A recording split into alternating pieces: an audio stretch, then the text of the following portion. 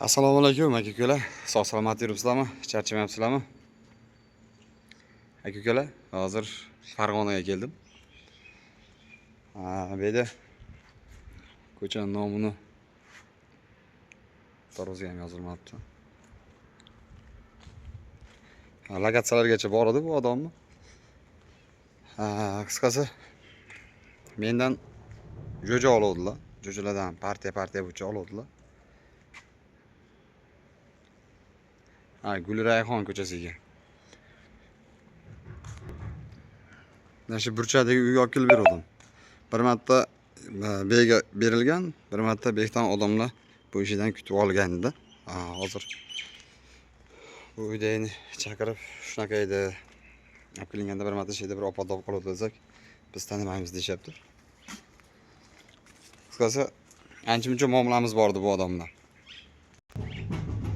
Bu menimcha tashkilot ishi.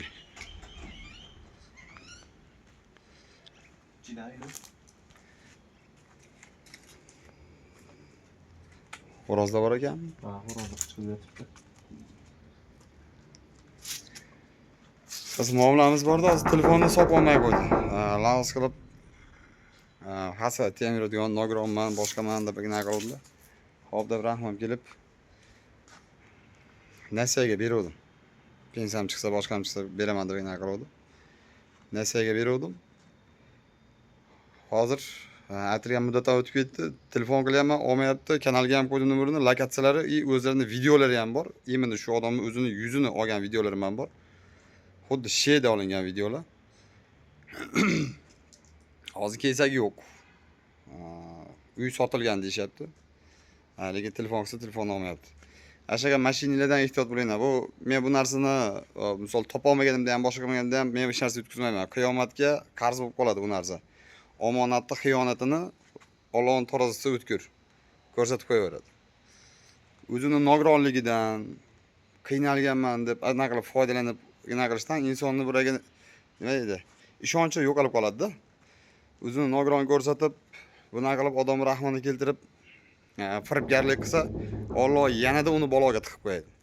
O'sha qaydadir firibgarlik qilgan uchun, o'sha o'zi qaysidir gunoh uchun o'zi o'sha narsa bo'lgan.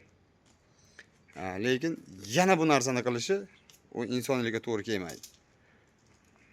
Hozir ushaqdan ovora bo'lib keldim sheyga. Yo telefonni olmayapti, lokatsiyasi bordi. Lokatsiyasi bo'yicha kelsam, bu lokatsiyadagi narsa hozir 1 oy ichida, 2 oy ichida 2 marta sotildi. 1 oy ichida 2 kishiga sotildi bu yerda deb shuna deyapti. Shunaqa Farg'onadan lekin hozirgacha 4 yildan beri qancha muomalagan bo'lsam, Farg'onadan birorta mashinnik chiqmagandi, birortasi menga xiyonat qilmagandi. Birinchi farg'onalik firibgar shu odam bo'ldi. Videolari bor, uni qo'yaman xudo xolasa kanalga. Sizlar o'zingiz ham ko'rib, imindi shu insondan ehtiyot bo'lasizlar.